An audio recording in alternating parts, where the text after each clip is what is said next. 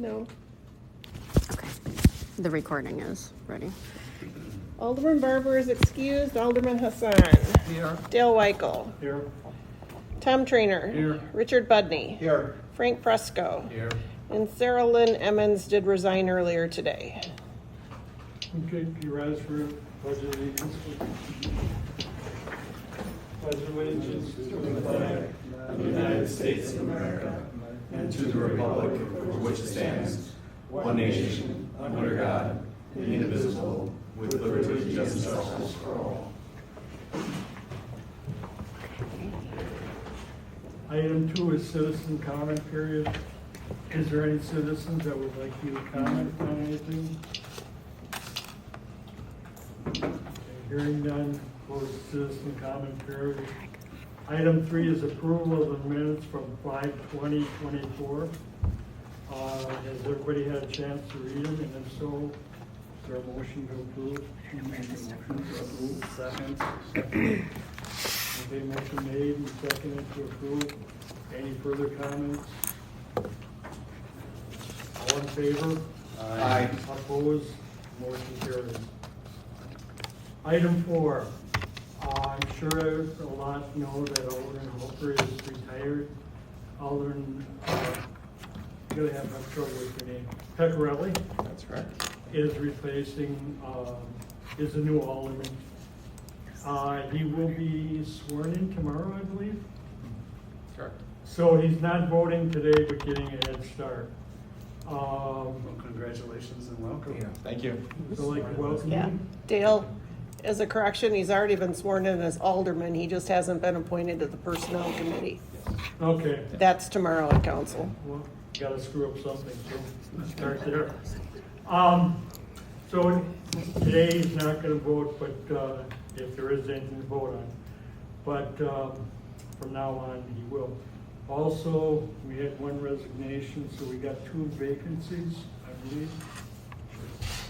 So if anybody has any friends or relatives, have them apply. Item 5, election of officers. We have, as we said, Alderman Pecorelli is not able to vote tonight, and Alderman Barber is not here. So with everybody's approval, we'll table that until next month, if that's okay with everybody. Agree. No objections? Okay, we're moving at the next month's meeting. Item 6, nepotism policy. Shelley, I think. Joanna? Let's see here. Several meetings ago, several meetings ago, we had this item on the agenda, and we had agreed to take it to our labor council for review, and then what came back is what is in red. So that's the labor council's additions to a current nepotism policy in our handbook. So the wording here is approved by the Labor Council? Yes, Okay. yep, this is the recommendation by labor council. Okay. Any other comments, or Dana, do you have any? When I notice here at the bottom, the personnel committee, as part of its commitment to fairness and transparency, has the authority to make this policy on a case-by-case basis. In those cases we brought before us so that we can discuss them and perhaps vote on them as they come on. That's the hope, yes. Okay. Yep, that's the intent. Okay. What about if you're having to make a decision and we're not meeting? Is there a provision to either call a special meeting, or is there any alternative? The one and only time that I'm aware of that this had occurred was for a clerk's position, and that the special meeting that we had was with the civil service, the subgroup, and then they had approved it. So there was a review. I don't know if you want that put in here, if you don't want it put in here, how the committee is feeling about this. I'm open to suggestions. I was just thinking with the current hiring issues with, if you have a candidate that's ready to go and you have to make a decision or you may lose them, that we need to have some type of an alternate procedure.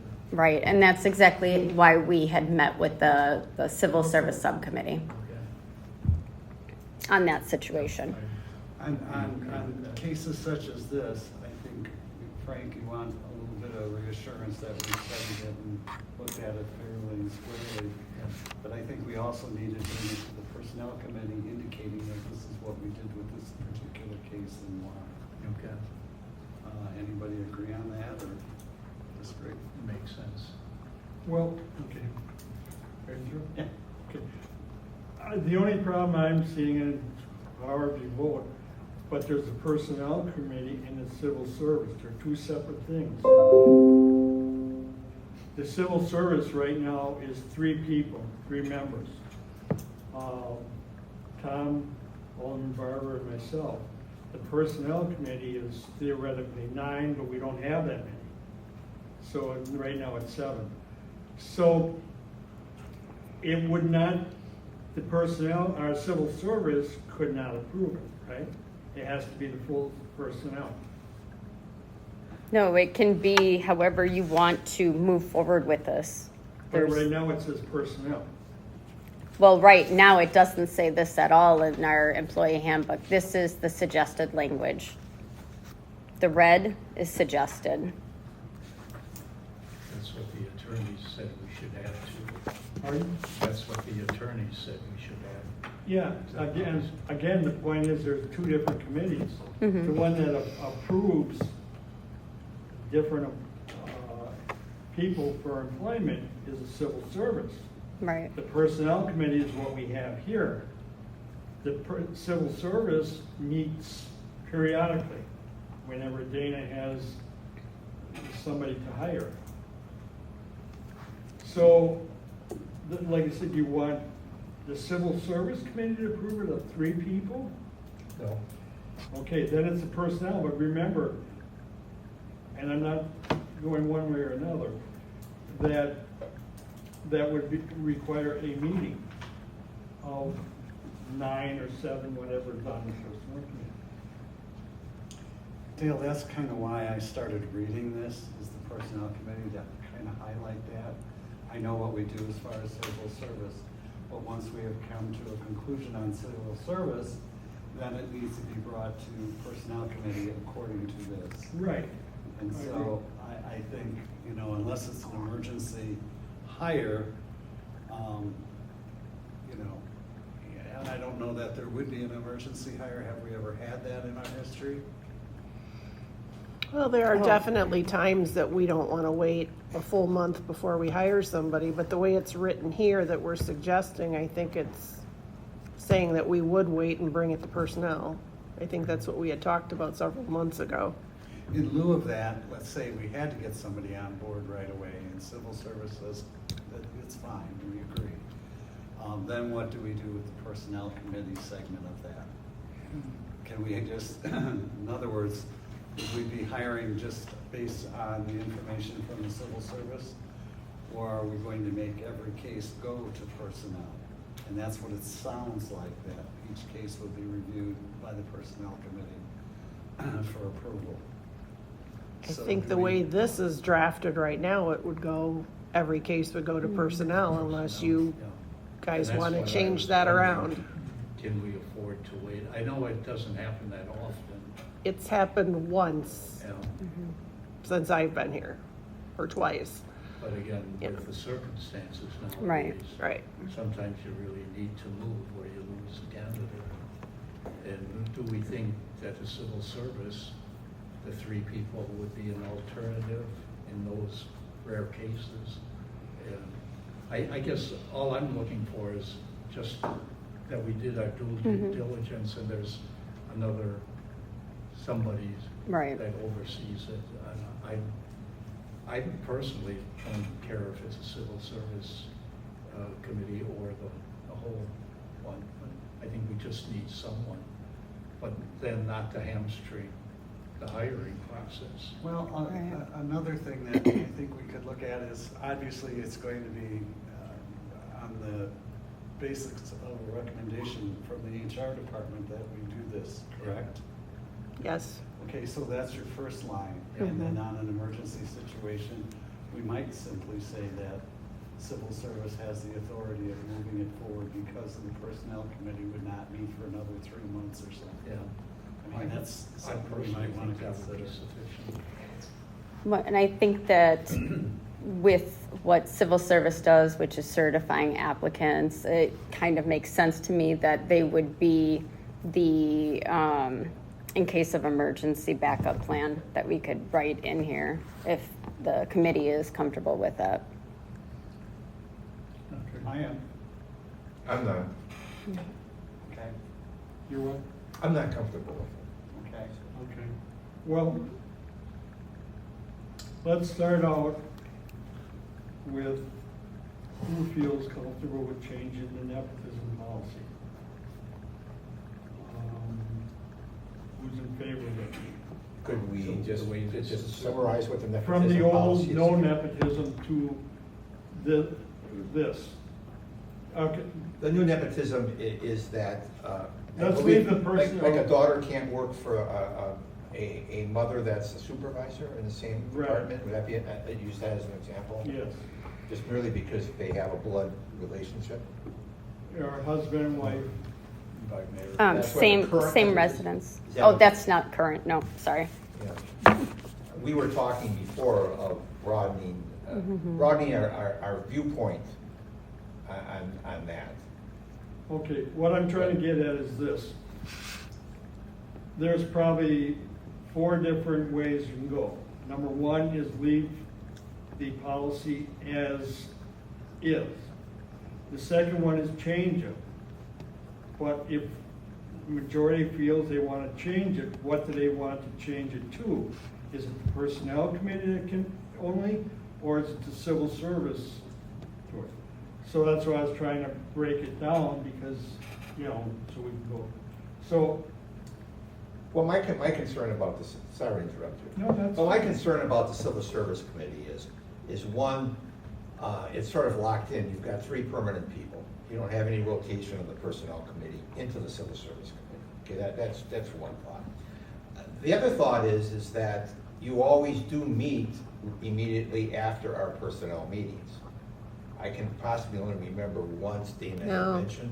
There's quite a few others There's that, quite a few other times. yeah, quite a few times we have a meeting that are not in conjunction with personnel. And lastly, I do recall, and this I know with certainty, we had talked at one time about just merging the Civil Service Committee responsibilities into the Personnel Committee. And then that sort of just fell on the wayside, yeah. so. Which begs the question, is it necessary to have 2 separate Is committees? it what? Is it necessary to have 2 separate committees? Okay. Well, we really wouldn't be able, because of open meetings, we wouldn't be able to do anything about that tonight, I don't think. So, things can be changed. If that's, somebody wants to bring that up at a meeting, I won't quite get into that.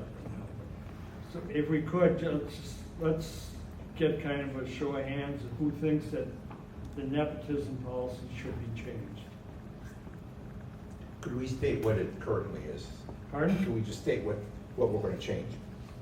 Just if it should be changed. We'll get to the. So currently, change- what, we're gonna change the fact that There people, can be- direct relatives cannot work under the management. That, right, that's the way it is now. Okay, that's what we're Okay. voting for or against. Number 1 is, should it be changed?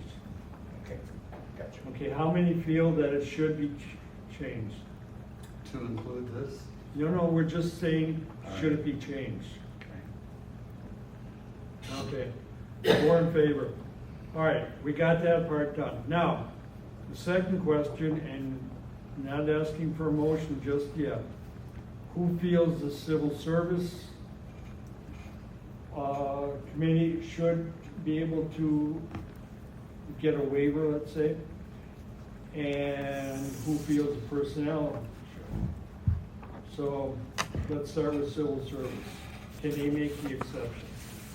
This would be on the exception basis that the policy would be like this written, but in Right. an exception. civil The only service. difference would be is it gonna be a civil service that can make it, the exception, or does it have to be a full personnel committee? It should be the personnel committee unless there's something urgent. Say that again, please. It should be the personnel committee that should make those decisions.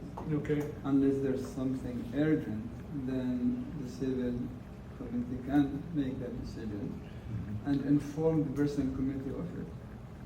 And Yeah, hopefully get it to pass. you could have the civil service give you the approval of their recommendation, and then personnel could say yea or nay. Would that? yeah, but if you hire Which somebody one? and let them go, Well, I think we're getting into deeper waters than yeah. some simplistic thing here. First of all, do we think the nepotism policy should be? Yes. Should it be changed? Well, Yes. everybody, the four of you voted, or not voted, feel that it should. Okay, so we got that hurdle. But now, what the next question is should it be the personnel committee, or should it be civil service that makes that exception? So, how many feel that the civil service should do it, or can do it? Well, I would Okay, say, well, in case of emergency. Well, now you're adding an exception to it, what his, In he's case- saying either or, either Oh. civil service or personnel. Oh, no, then I would say personnel. Okay. I think civil service should make the initial determination and pass it on to personnel. So then, And then that's not a personnel say, determination. no. No. I mean, that's not It's not a a final, rule. it's not a final decision. If the civil make that, Currently. So Dale's asking, civil service only at this point, right? Yeah, That's civil his, service. that's his only. question, so maybe we can vote on that. Yeah, I mean, just a show of hands. Just a No show of motion hands, has whether been you made. want to or not to. right? So who feels that civil service should do it, and who feels that it should be personnel? Right, so each Is one's there a third each one's choice that separate. civil service gives it to personnel and civil service make the final determination? Okay. So you're But saying then civil that service, person is not hired until personnel but, committee approves it. excuse me, did I hear, Tom, that you said civil service could kill it, so it never gets to the personnel committee? No. I think what we do is if we have 3 employees or we have an employee that wants to work for somebody under the nepotism, present nepotism policy, we should say that it's not a recommendation of the civil service to have this person, or civil service has reviewed everything and we agree that this should go forward for personnel to go ahead and vote yea or nay. So you're still saying that you're the clearinghouse, the civil service is the Correct. clearinghouse? So personnel doesn't get to hear it if civil service says no? No. Am I confusing or? I mean, that's where I'm not, you know, trying to persuade anybody, but I'm just saying, you know. I hate to add a fifth option. Can you help them? My option would be, my suggestion would be we would empower the mayor or Kelly to make a decision on an emergency basis. And then the personnel committee can review that, and if there's some overruling, something that would overrule them comes to light, then you may want to do that. Can I ask a question on this? So this is a scenario that we're talking about here where somebody, we've got a candidate, we want to hire them, but they kind of are getting, we can't because of the nepotism policy as it states. I'm saying not the bottom part of this, but as the rest of it, right? Right. So I guess there's 2 questions out of this. One is, the one way you could look at this is you got to get this approval before you go to the interviewing, right? So that they're not in the pool to begin with. Or the other way is you do it at the end, right, when you want to offer. And then the second question I have in this is, this shouldn't be coming up all that often. And if someone knows that they're in, that this clause could apply to them when they're applying, they're gonna know that, and they're gonna be more amenable to the fact that it's gotta go to personnel committee or whatever, right? There's a delay in there.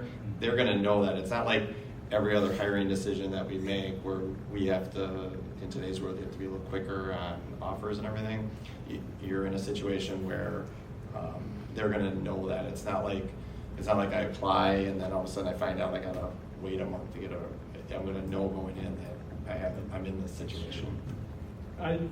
The only time we've had this, no, I shouldn't say, in recent history, the only time we've had this is a person, and everybody knew that that person was a direct relative to the department head. Mm-hmm. So realistically, there would have been time, I think, correct me if I'm wrong, that this could have gone to the personnel committee.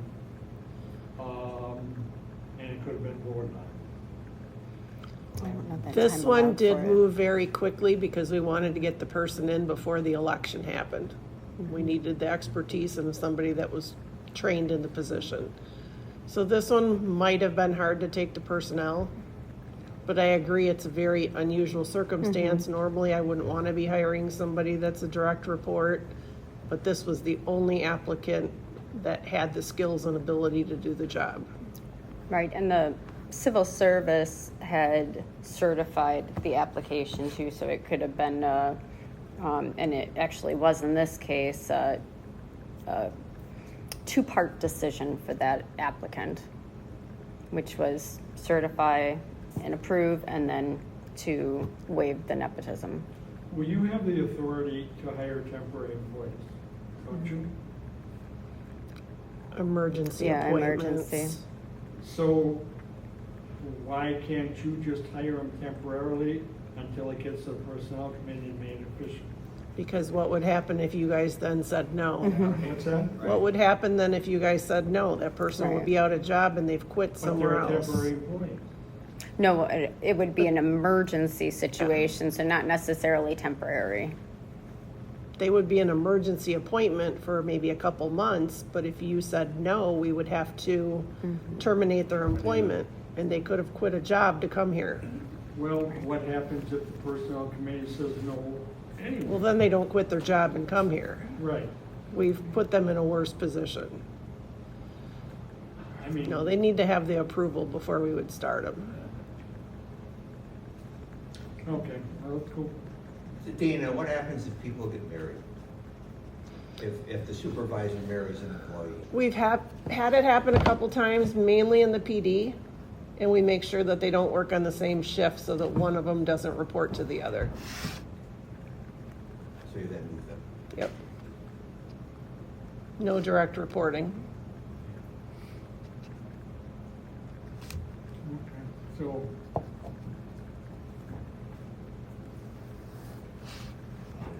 Again, who wants to make it civil service and who wants to make it personnel?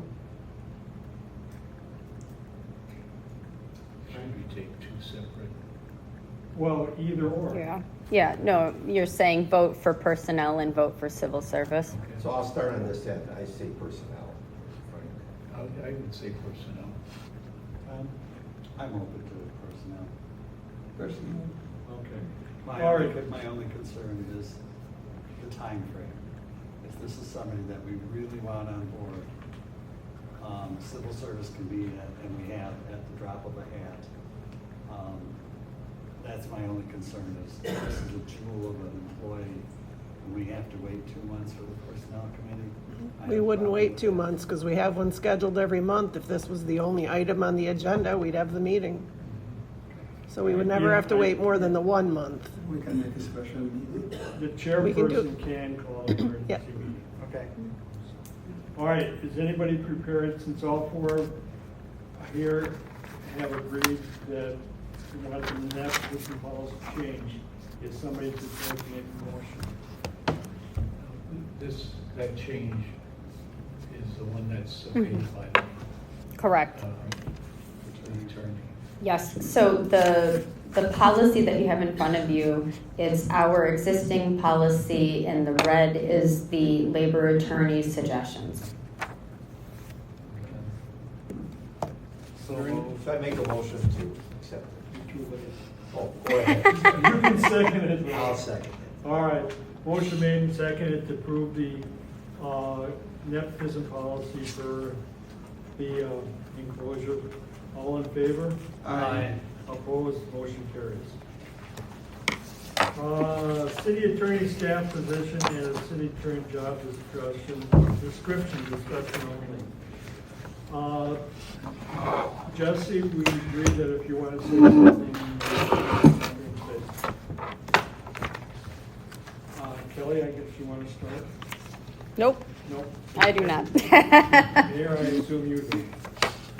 Well, I guess I will. Did you wanna pick the orange, please?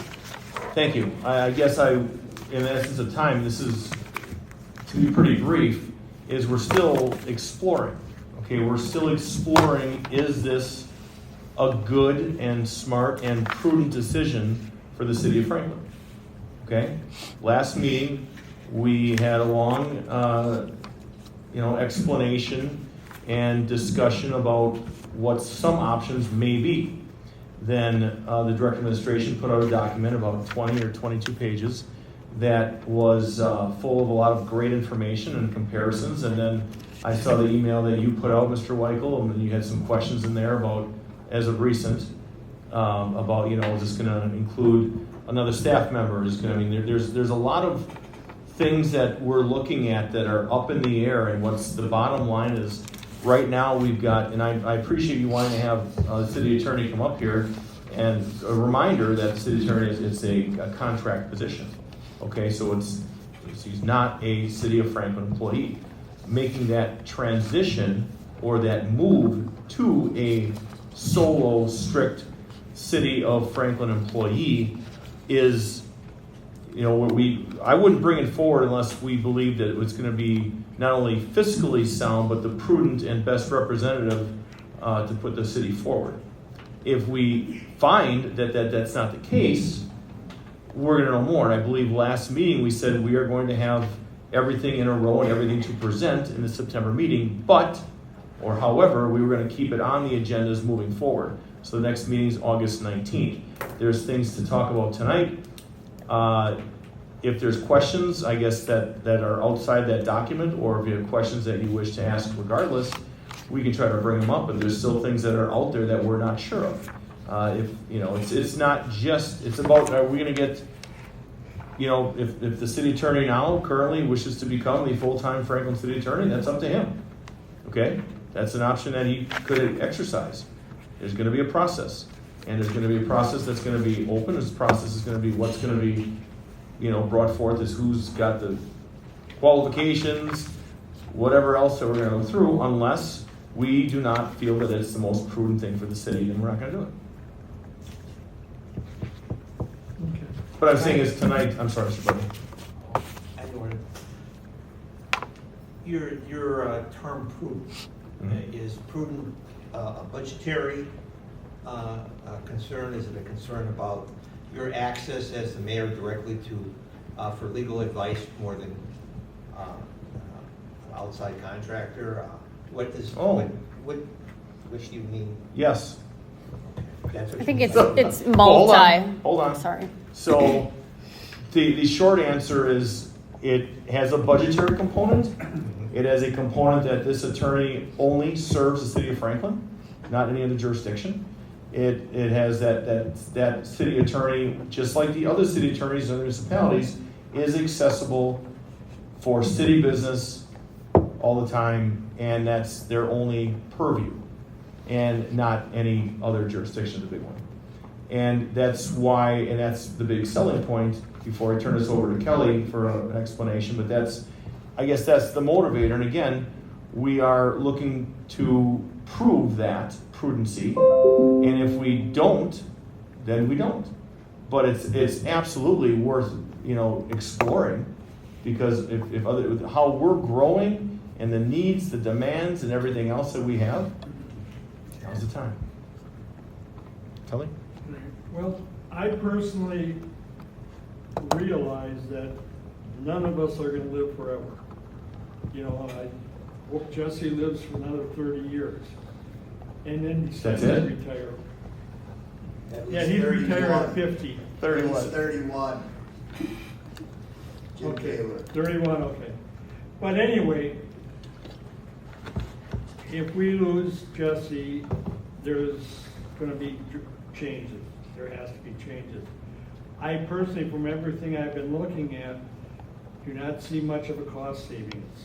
I'm looking at like West Dallas has, I think, 6 employee months on their budget, or 6 employee years on their budget. I don't think you can compare us to West Dallas. We don't have the activity that West Dallas has.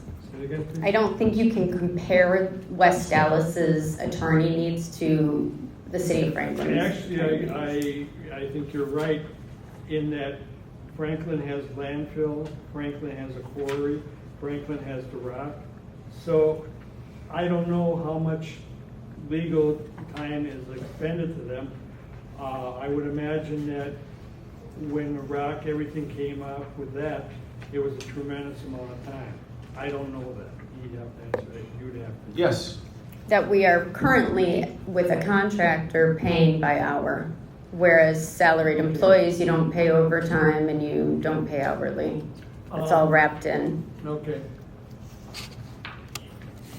Right now, we, in reality, have 4 attorneys.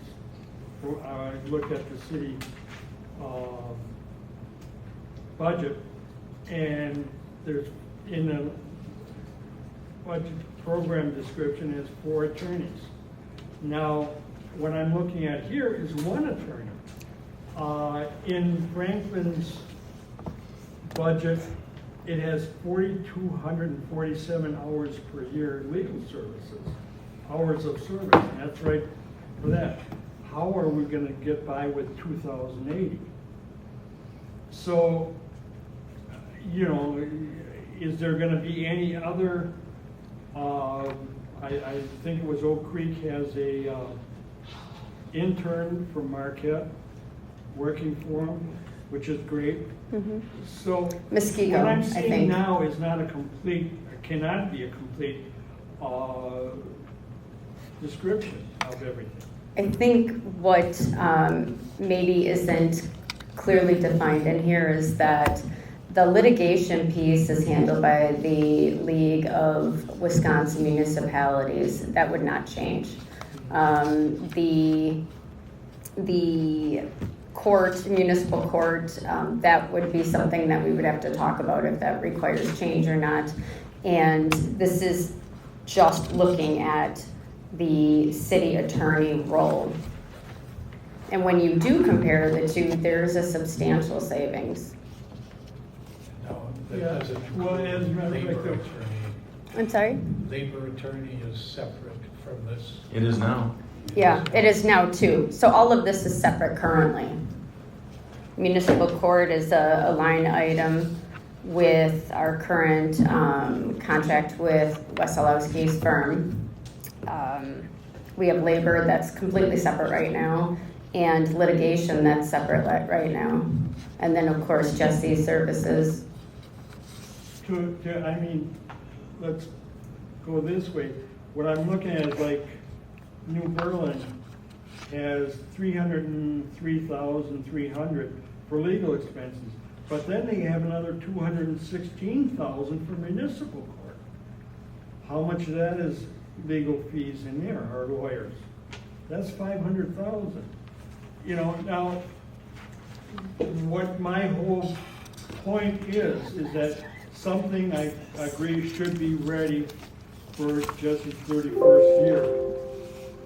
I think we're getting an all-time bargain right now, and if I were in his law firm, I'd say, hey, go ahead, you make that deal, we're out of this, and the city's might very well be paying a couple $100,000 more for legal services.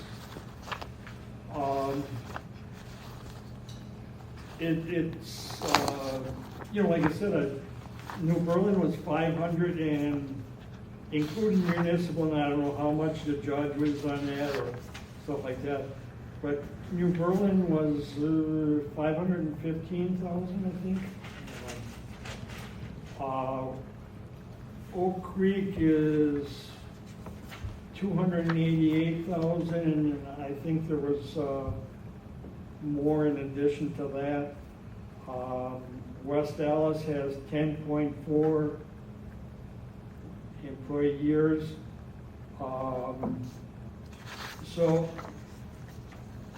West Dallas general fund was 900,000, and again, I agree they're bigger.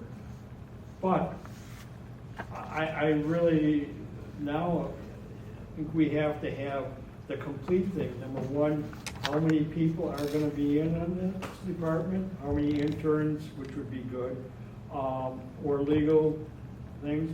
How many for municipal court? Because right now municipal court is 3 days or 3 half days plus a night a month. With one attorney. Now, I cannot imagine that a city attorney in Franklin could spend 2,080 or 2,500 hours per year. They spend a hell of a lot more. And again, on the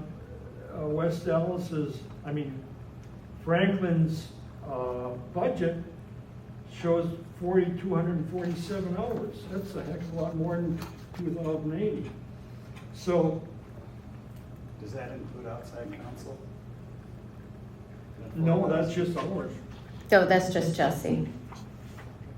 The document we talked about last time, and Mr. Chair, to your point, is, this, we want to make sure that we are, when I say prudent, doing the best thing for the taxpayers and citizens, not just cost, but service. And that's the whole motive to this. And again, if we find out, continue to do our due diligence, bring back something next month as well, on the 19th, that we're going to be able to show yay or nay, or whatever. But you bring up valid points, and we all, like that document that was discussed last time, I think we paid Jesse's firm alone was $1.1 million over just over 3 years. And that came right from Danielle Brown, our finance director, and that was discussed last meeting.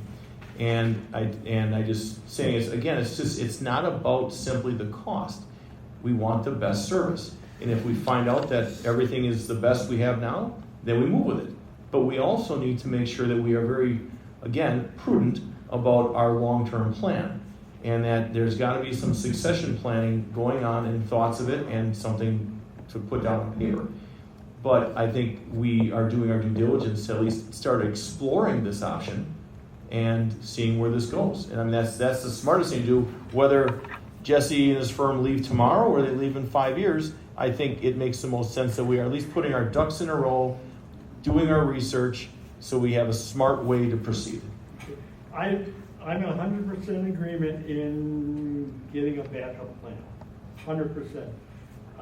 Unfortunately, everybody doesn't live or work for 100 years. There's a time when somebody's going to stop. And I think looking at what other cities are paying for legal expenses, the amount of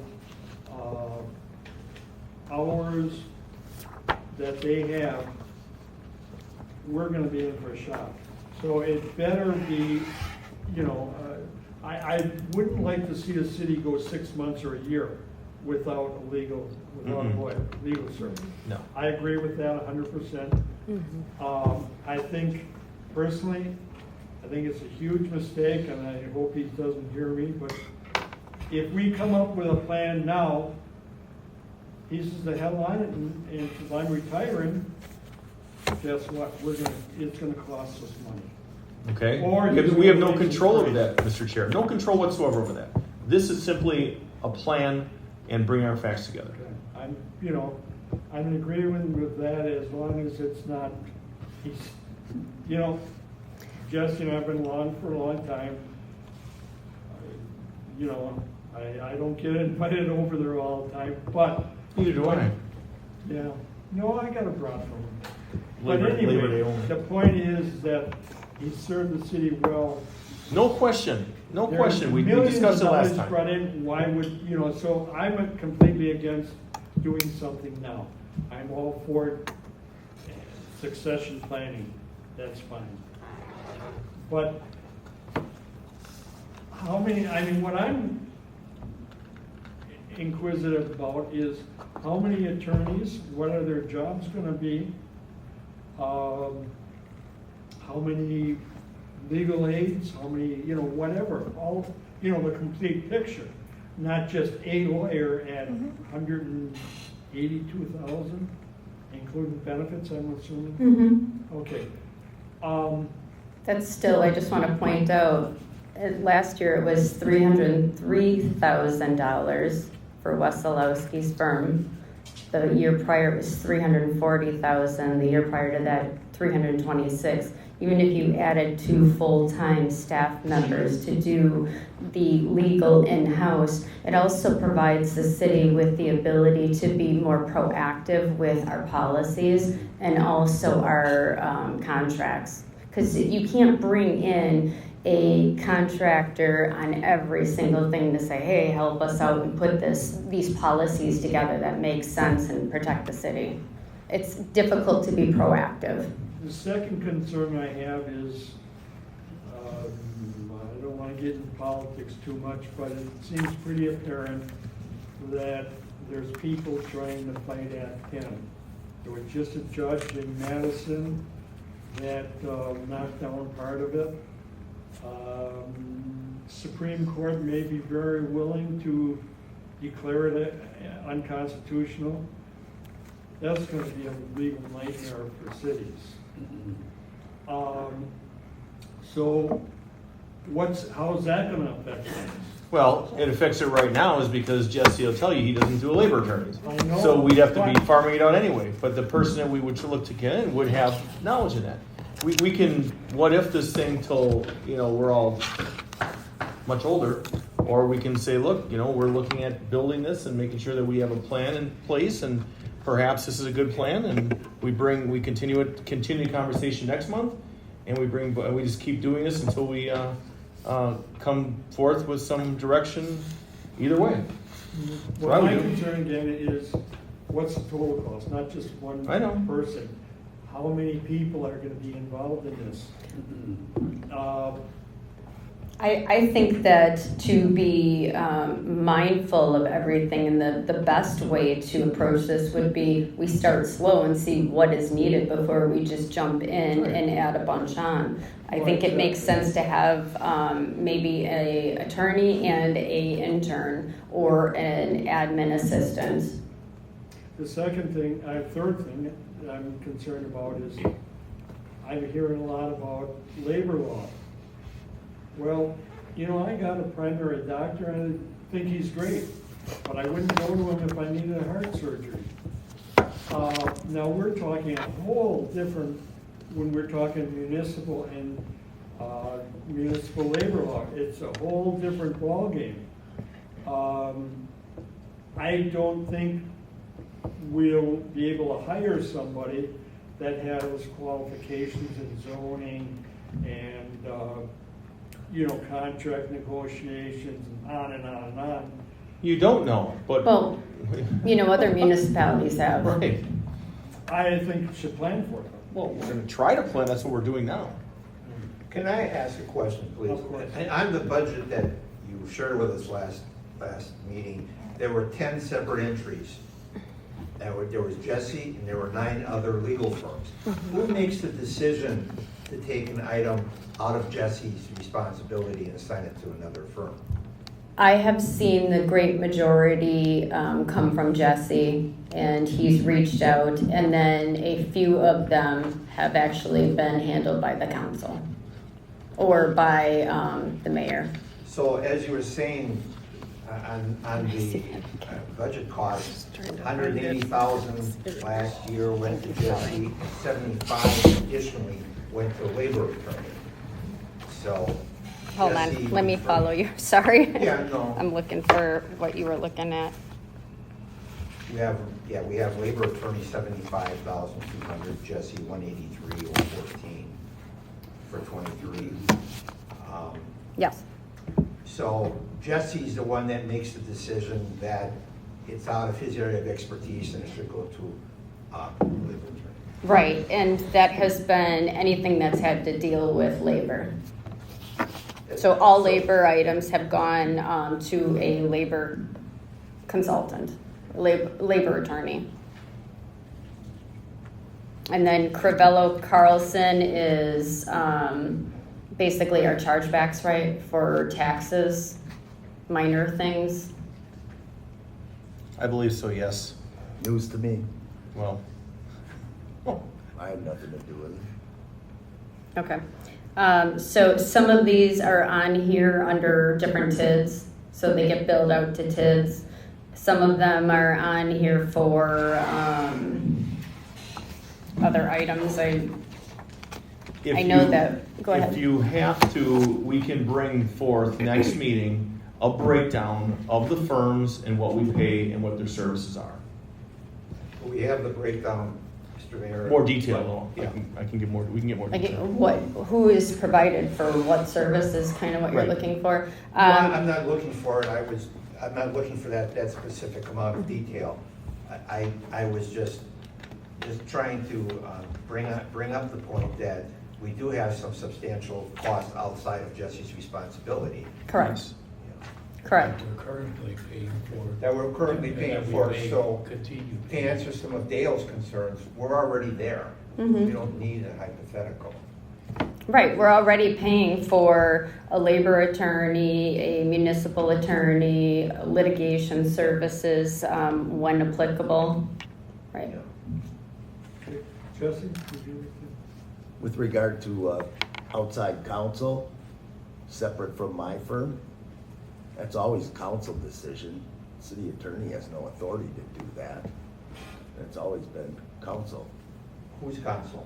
common council, Common counsel. City of Franklin. Gotcha. Runs the government. And just a couple other points. With regard to being accessible all the time,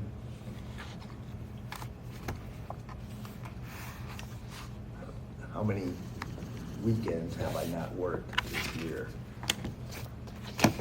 3 or 4 partial days on a Saturday, or don't get in till around 11 on a Sunday, and they're all the time. I answer the phone. it? Never know. Computers right there, accessible all the time, and everybody knows that. And then with regard to all these numbers, I haven't had time with all the ongoings, but I just did a quick check, spent a half an hour, and not looking at the budget, but just what was paid by the city of Franklin to the law firm on a monthly basis. And I went back to a year ago, August, so it's 12 months. And just what's in the budget was, for the last 12 months through current, what was received from Franklin in July was $234,926.33, not counting any tax incremental district, because that's a separate out of the budget. And I didn't have the time to look at Board of Water Commissioners, but that's literally maybe up to 200 a month. Sometimes, I think once over the last year, probably it might have been in the $600, $700, $800 realm for 1 month, but $200, $300. So, I mean, that was in that realm. And if you added in the tax incremental district money over the last 12 months, and I subtracted out the new tax incremental district number 9, which is the Karma Brands new development, that one, I subtracted it out, it was $11,745. That was paid back in November, because, as always is done with potential new TIDs, I just put down, I do not bill it until and if the TID is created. So that $11,745 wasn't just billed for a month last October, November. That dated back to March 9th, 2020 services through October 25th last year, so it's 3+ years or whatever. And so I subtracted that out, and over the last 12 months, and there's been a lot of tax incremental district work being done, the total on that was $35,816.13. So when you add the tax incremental fees, and that's $90 an hour, to the 234,000 some, totals out at 270,742. And some of the separate counsel in terms of fees, and fees are a little bit lower the last year and a little bit more because one of the assistant city attorneys, well, it just ended up going to another place because our charges for that are $60 an hour for assistant city attorney work. And one of the other ones who also works a lot for other municipalities just wasn't having the time to get to it. But in any event, those are facts with regard to that, but outside counsel, forget about the $60 an hour work. Take the $90 an hour work we just had outside counsel. That was $5 short of 8.5, 9 times more than the $90 an hour. So fees out there, and I gave you the handout whenever this first arose with regard to all the other municipalities and recommendations on whether or not you should also do labor and whether or not that's a conflict, because you work with all the employees and help them and answer questions, etc. So, okay, I think that's my only comments. Right, we're essentially comparing apples to oranges. I mean, we're talking about a contractor and we're talking about an employee. And even if we took out, if we switched those two out, there would still be money that we would, let's just say hypothetically, still be paying, which is the labor fees and what have you, litigation, what have you. So that even if we kept all of that in there, matching the two still comes up less. And I think last month, you had mentioned it was like $116 an hour after you added something else, and I can't remember. No, but that's that first 50. Okay, And right. that goes back 20 years. Administration did that without me asking for it. Okay. And I just- in terms of comparing, in that handout, which I don't have with me right now, I did provide what the average hours have been, and that's far beyond one employee, attorney-wise, and also it doesn't have any paralegal services or anything akin to that, or the monthly cost of the law library, whether it's Westlaw or whatever. Those are not inexpensive, as well as all other materials. So if we're talking cost, $412,000 approximately in legal fees last year for our city, and 74% of that went to your firm. What's that 412? This is a statement that Kelly shared with us last time of the budget, and it breaks down the individual expenses. Okay, here's from city webpage. That's the budget. That's the adopted budget versus actuals that was provided by the finance director. So it went way over budget? It's in there as whatever it is, whatever was What year do you have? adopted. 23? 24. 21. Well, we're in 24. 24. Plus 23, and 24.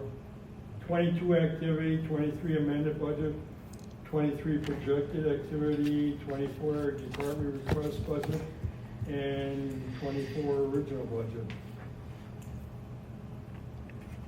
Well, I could come up with the actual cost, because I just told you what I started with in August last year. And what's missing in there was the paralegal, who was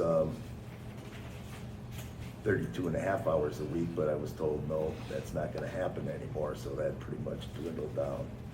I think it's, I forget what it is now, but it was around 4,000 something in the monthly budget. It was close to 5. It was, I think, $61,000 for your firm's paralegal secretary. Okay, yeah, it was some number in there every month, and that's gone, and it's whittled way down for just very part-time hours, and down to $27 an hour for this year.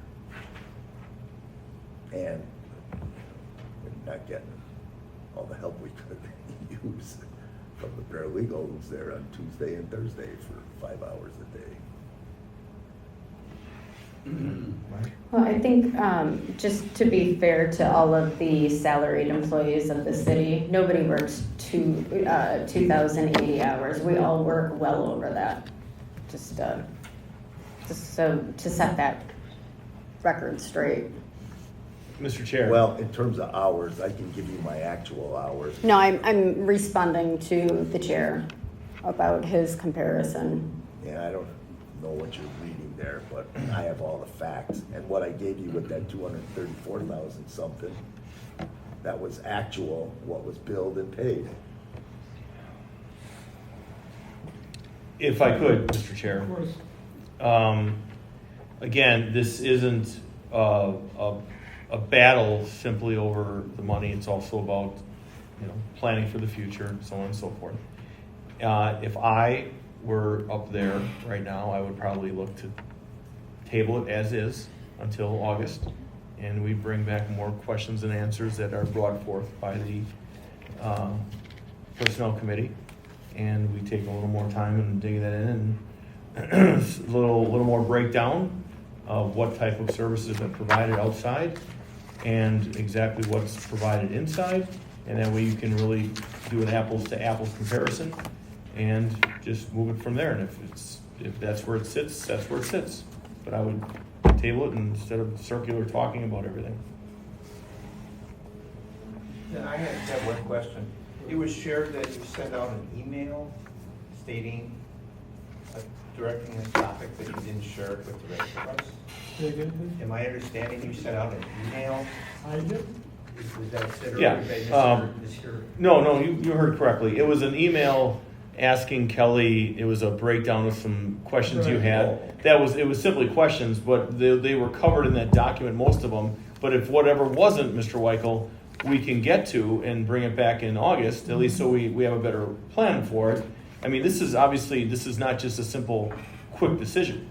I mean, this is obviously something that we have to look at, and a lot of numbers and a lot of work has already been put into this, but I don't think we're gonna move anywhere further tonight or anything, but that's why we just table it and bring it back in August.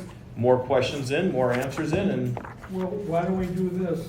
Anybody up here have questions? And, or would you rather them emailed to you? Yeah, I mean, they can be emailed to Dana and I. I did want to point out that I know Oak Creek has their in-house attorney who does an amazing job for them. And then also Mayor Rick at Muskego had written, I don't know if anybody saw this, in his email he said, originally I wasn't in favor of adding this position until I became mayor, and I now see the huge advantage of having legal in-house on a regular basis. I just want to point out that it's not all about money, and it is, like the mayor said, we need to start thinking about a succession plan and where we go from here and what's right for the city. Okay. All right, any further questions, comments? Kelly, would you like to go any further with No, I'm good. the mayor? no, thank you. Jesse, No, thanks. can we get a copy of what you've actually been paid? We've provided that. Or- I'd have to type it up. can read your writing. Well, you want a copy of the notes? I'll copy it. I Email think it. that breakout you mentioned would be helpful. Yes. It was in the 20-some page packet that was provided last month. This what you're looking? Yeah, it's right there. Okay. See, it breaks it down by individual firms and then by account, saying legal services. Okay. The only, yeah, I'm sorry, I'm prolonging this probably unnecessarily, but just to build on one statement you said.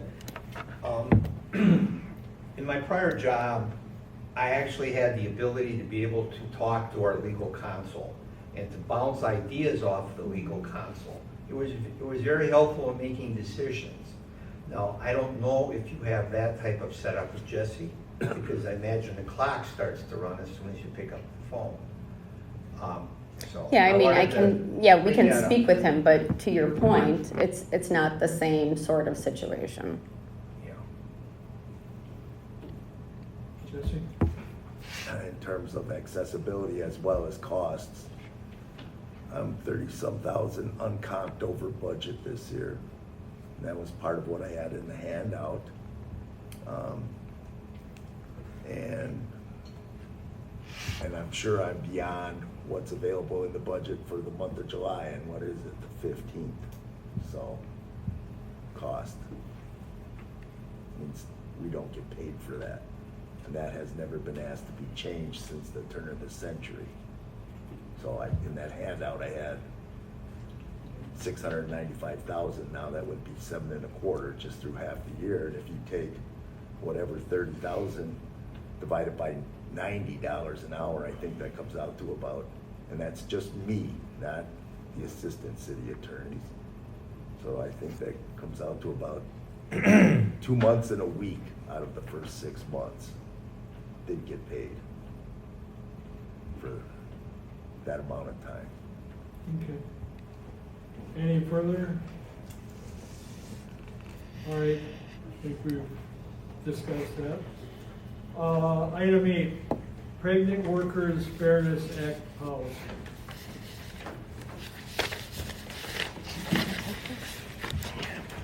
Thanks, Richard. Thank you. Good point.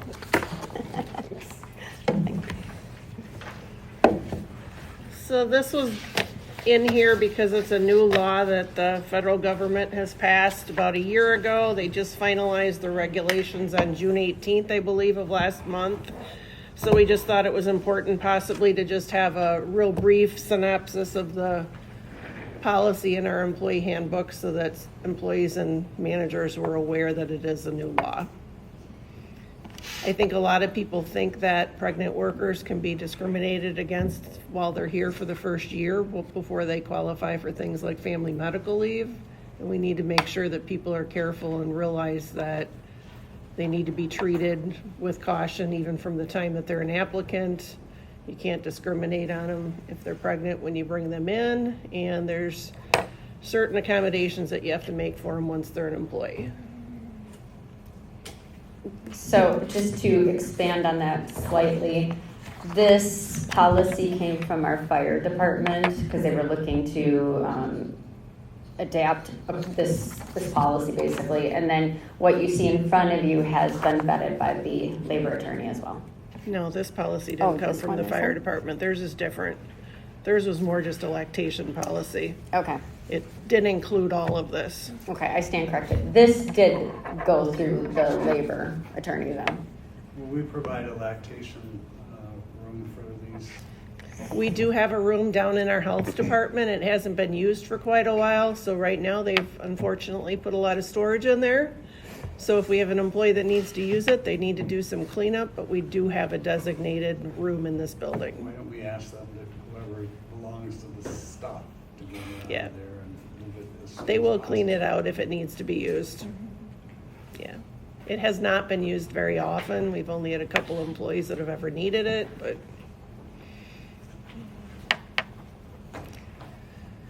in most of our departments, this won't apply to because we don't have a lot of females of the age that this will be appropriate to, but.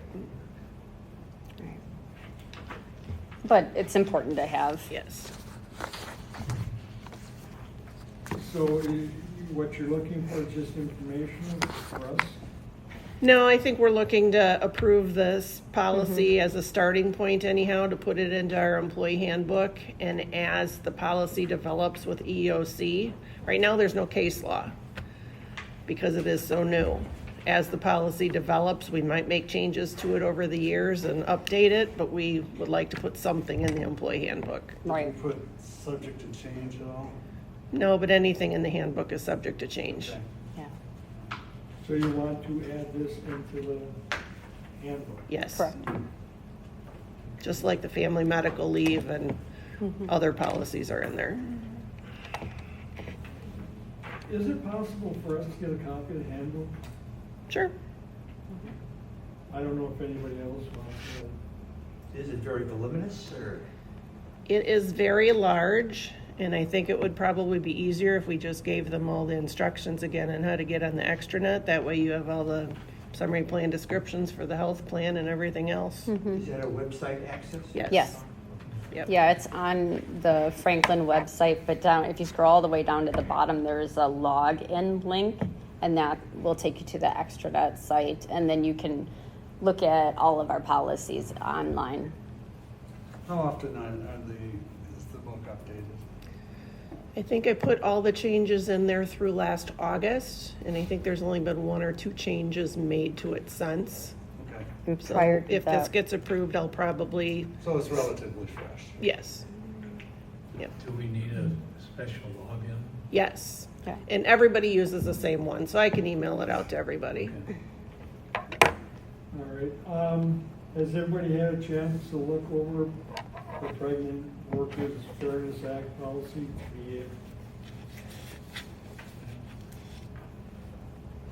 Is there a motion to add this into the Make the personnel motion. handbook? I'll make the motion. Second.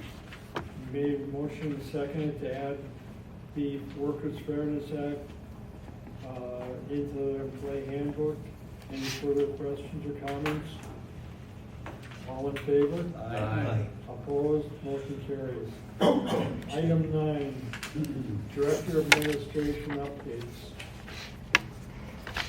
I have one for you. The negotiation with the police contract and union has started. I believe we picked July 26th will be the date that we'll exchange our initial proposals.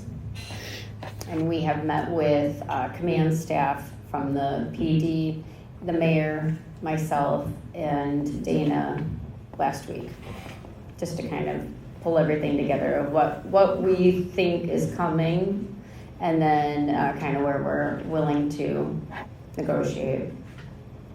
It's a starting point. All right. Is there any questions on that? Okay. Move on to item 9, or 10, excuse me. Staffing report.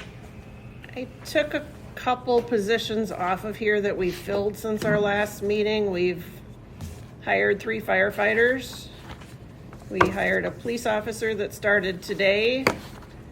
And we hired a clerk in the, an administrative assistant in the clerk's office and a new public health nurse recently. With the list, Did we IT too, or no? it's on here. Okay. With the positions that are listed on the staffing report still, one of the dispatcher positions was filled with somebody that started today. And we should be having the IT person, the desktop and user support administrator, starting middle of next week. And the other positions we're still looking to fill. Future agenda items, preliminary projection for the city health insurance plan, comp study, and employee survey. Next scheduled meeting is August 19th. Is there a motion to adjourn? So vague. Second. Motion made and seconded to adjourn. All in favor? Aye. Opposed? Motion carries. There's a civil service meeting afterwards for town. Yep. Do you want me to turn all this off then, or? I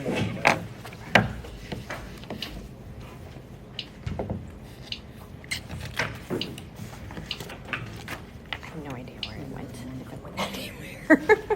I'm assuming this is the only tape there really is. Probably.